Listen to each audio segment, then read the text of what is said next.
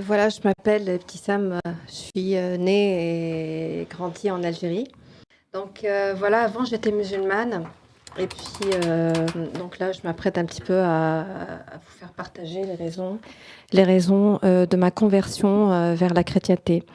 Donc tout d'abord en fait quand j'étais enfant, de tempérament très curieuse, je posais beaucoup de questions, même en éducation islamique, une des matières étudiées dans les écoles algériennes. Un jour, on m'avait parlé de la vie du prophète Aïssa, l'appellation qui, je dois dire, un peu péjorative, musulmane. Alors en fait, tout au long de mon petit témoignage, je tiens quand même à signaler que j'aime beaucoup mes amis proches musulmans. Je ne veux pas critiquer mes amis qui sont musulmans et frères aussi, et ma famille qui est musulmane, mais je vais juste en fait donner un petit peu mon opinion sur le Coran et puis ce que j'ai ressenti. Donc je reviens un petit peu à mon enfance et puis quand on m'a parlé de la vie du prophète Aïssa, appellation qui vient un petit peu quand même confirmer la négation de la croix dans l'islam et dans le Coran. Donc on m'a dit bon bah il est né d'une vierge. J'avais dit à l'instituteur à ce moment-là d'une manière assez spontanée, mais alors s'il n'a pas de papa, alors c'est Dieu son papa. Et il m'avait répondu il ne faut surtout pas dire ça, c'est un blasphème. Donc évidemment cette réaction-là, j'ai été un petit peu habituée parce que bon bah tout était tabou. On doit pas trop s'interroger dans cette matière-là. Et puis, à chaque fois, il est vrai que quand je lisais le Coran, le sentiment qu'en résultait était frustration sur frustration. Alors, je culpabilisais doublement de ce ressenti. Parce que bon bah autour de moi, je sais pas, les gens relativisaient un peu trop, ils disaient que c'était bien. Et puis je culpabilisais aussi d'être une femme, car en fait je pense que le Coran, et puis c'est une vérité, le Coran n'aime pas les femmes, cette créature de Dieu. Les femmes sont montrées du doigt, la femme est un objet, enfin tout est dans le Coran vient confirmer que la femme n'est pas intelligente, par exemple. Je posais beaucoup de questions. Pourquoi, par exemple, on doit doit-on tuer les chrétiens et les juifs dans le Coran? Pourquoi on nous l'exige? Pourquoi tant de haine? Et puis, pourquoi aussi le prophète Mahomet s'est marié aussi avec une petite fille qui avait l'âge de 6 ans. Et puis, il a réellement, excusez-moi du terme, mais c'est vraiment le cas, qui a couché donc, avec elle à l'âge de 9 ans. Donc, pratique, en fait, qui se perpétue un petit peu aujourd'hui en Palestine.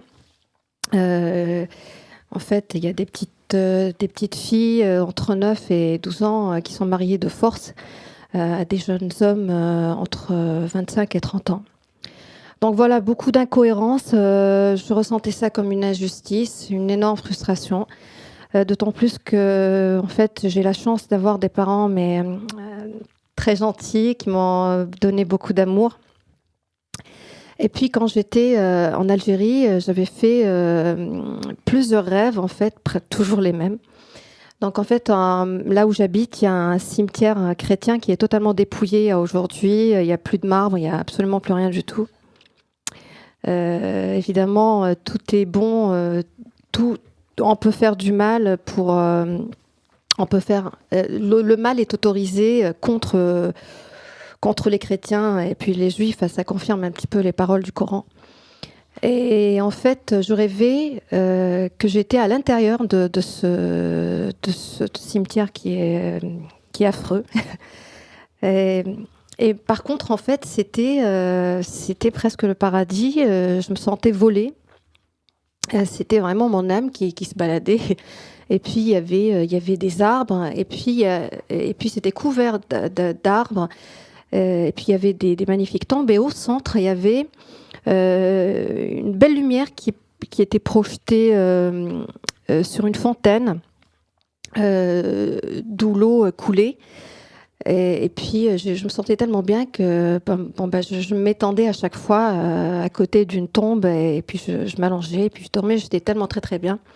Et puis, consciemment ou inconsciemment, à vrai dire, il y avait une voix intérieure qui me disait « Mais sors de là, c'est des chrétiens, tu vas mourir. Et en plus de ça, tu vas mourir, mais tu iras en enfer parce que c'est un cimetière chrétien. » Le même rêve, en fait, qui s'est répété, mais cette fois-ci, c'était en France. Et je rêvais, en fait, cette fois-ci, que j'enjambais une petite clôture où il y avait une magnifique herbe verte. Et puis, je m'allongeais, pareil, j'étais portée par un... Je me sentais comme portée. Et puis, je ressentais, mais vraiment, j'ai vraiment ressenti ce petit vent souffle chaud qui me caressait la joue. Et puis je me dirigeais vers une tombe blanche, et puis une tombe évidemment chrétienne avec la croix au-dessus. Et pareil, la même réaction, mais sors de là, tu vas mourir ma pauvre fille, et tu mourras en plus, tu iras en enfer. Donc j'en ai parlé un petit peu autour de moi. Il y a un ami qui m'a dit bon bah écoute, c'est clair que tu vas mourir chrétienne. Et puis il m'a dit tiens, et un autre ami qui me dit mais tu sais, l'herbe verte, ça me fait un petit peu penser au psaume 23. Le Seigneur est mon berger, vers de l'herbe verte, il me fait reposer, il fait grandir mon âme. Et il est vrai qu'il m'a fait énormément grandir. Et puis, à un moment de ma vie où un petit peu j'ai touché le fond, j'avais demandé à Allah de me faire un coucou, un signe, sinon ben, je devenais athée. Et puis, c'est pas Allah qui a parlé, c'est pas Allah qui est venu. Mais en fait, quelques jours après, j'ai été invitée au Nouvel An Kabyle.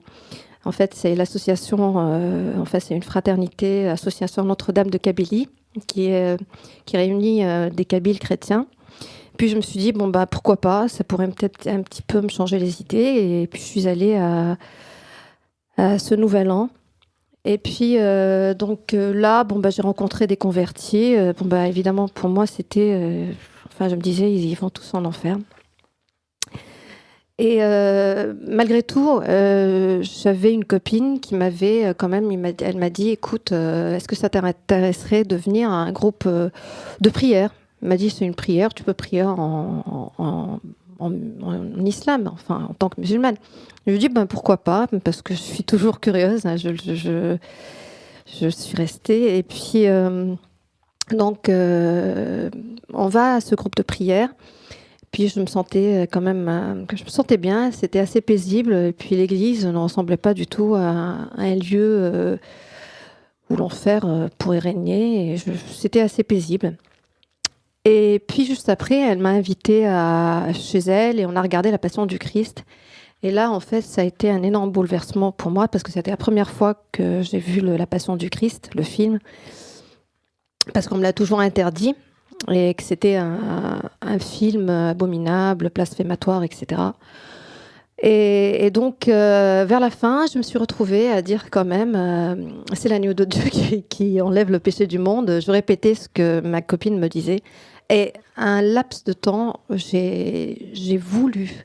C'est même pas que j'ai voulu, j'ai cru. Et je me suis dit, est-ce qu'il y a une possibilité? Parce que je me posais cette question-là quand j'étais gosse, quand on m'a parlé de l'histoire du prophète Aïssa, et non pas Yassou, l'appellation chrétienne. Et puis, à partir de là, il y a une ouverture de cœur. Il s'est passé quelque chose ce jour-là, je ne sais pas quoi, mais je me suis dit, l'agneau de Dieu qui enlève le péché du monde, c'est tellement beau.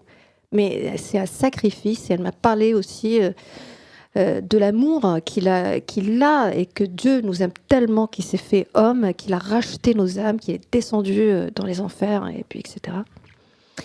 Et donc, j'ai commencé en fait un petit peu à découvrir. Et puis je suis allée sur Internet et je regardais un petit peu les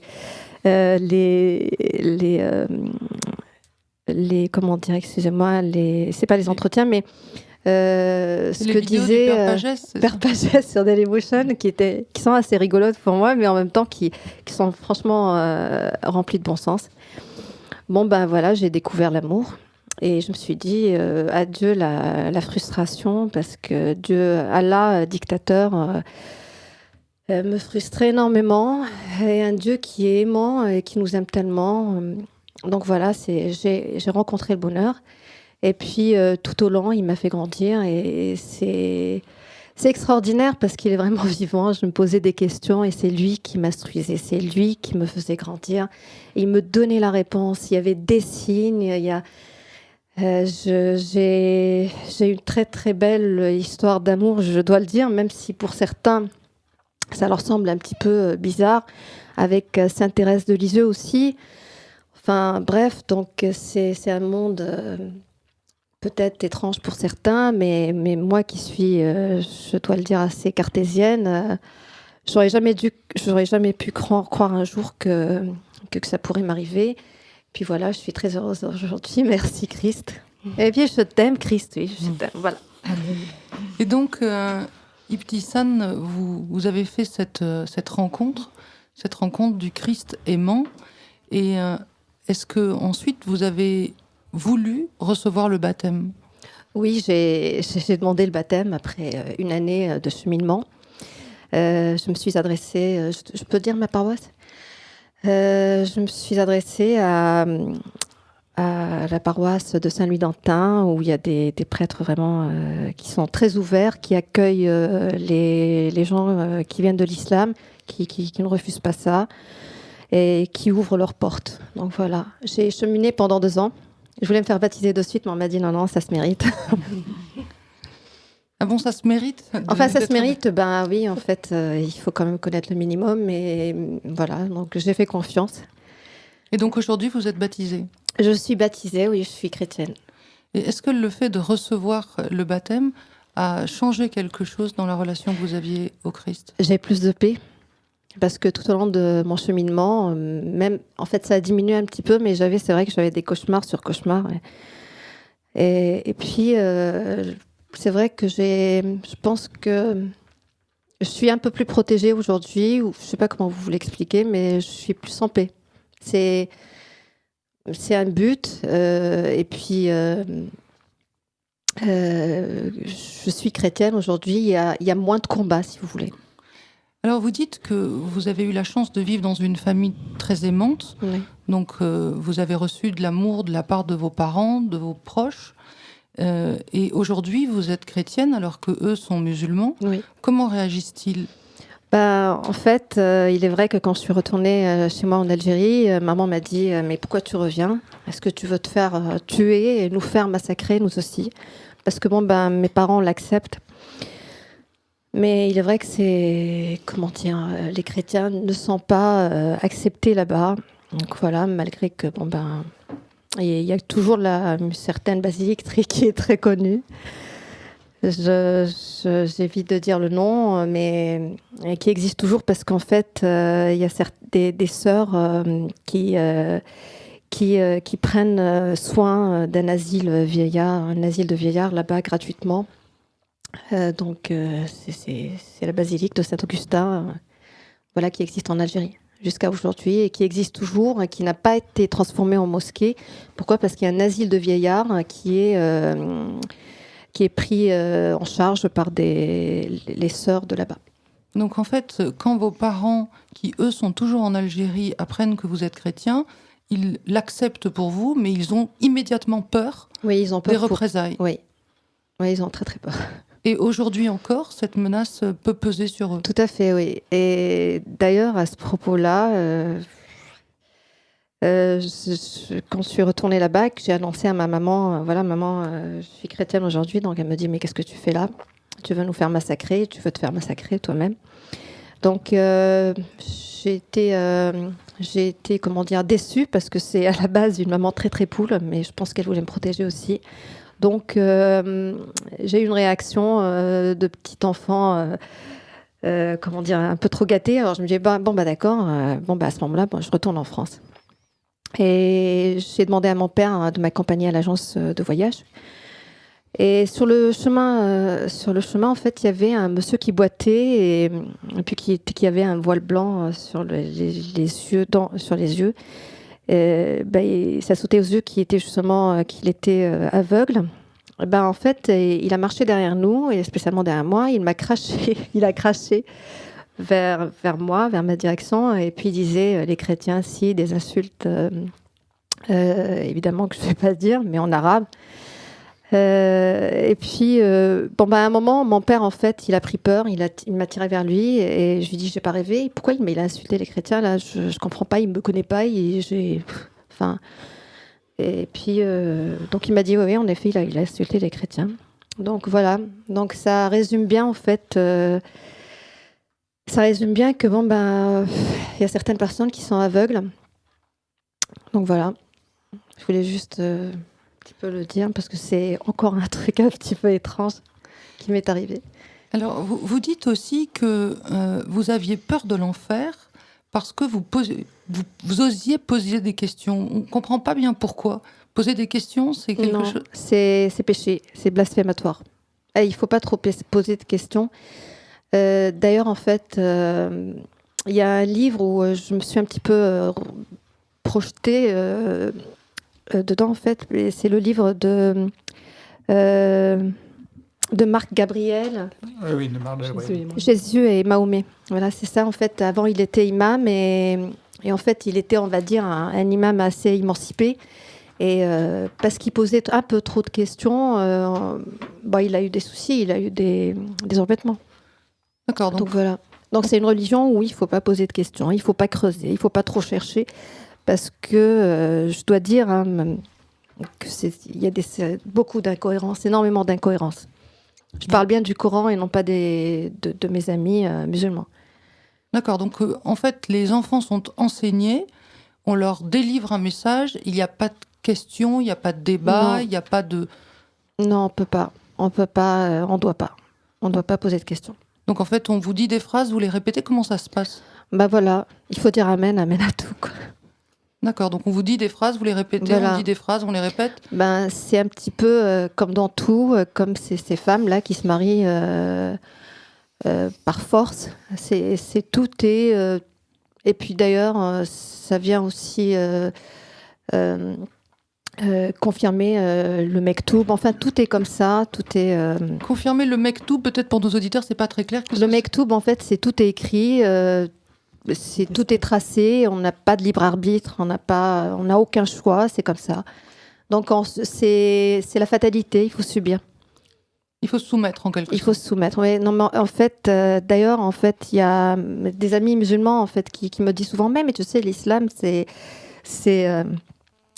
la paix, mais je suis désolée, en fait, islam, ça veut dire sislam ou la sislam, d'ailleurs, j'espère qu'il y a ceux qui comprennent un petit peu l'arabe, ça veut dire convertis-toi à l'islam pour que tu aies la vie sauve. Et islam, ça veut dire c'est soumettre, c'est la soumission.